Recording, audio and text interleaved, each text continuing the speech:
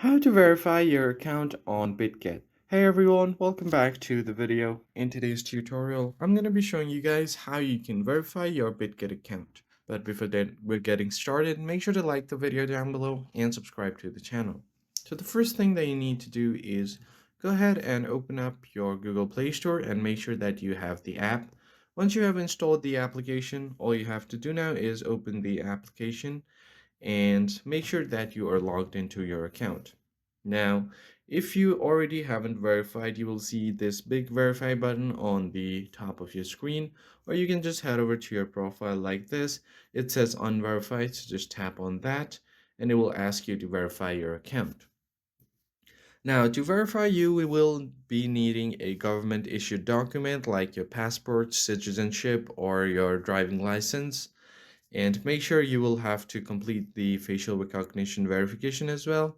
And the estimated review time is 60 minutes. So just tap on verify and allow Bitget to use your camera. So here the first thing that you will need to select is the country or region for verification. So go ahead and enter that. Now you'll have an option to select your ID type. The ID card is recommended. You can also do passport or driving license. So just tap on the recommended one and tap on continue. So here, first thing that you need to do is take a photo of your ID card and take a selfie. So just tap on continue. So here you'll just have to click a picture of your front of your ID card. Now you'll just have to turn over and take a backside of your ID card. Just take a picture. And once you have done that, tap on document is readable. Make sure that all of the information of the document is easily visible and easy to read.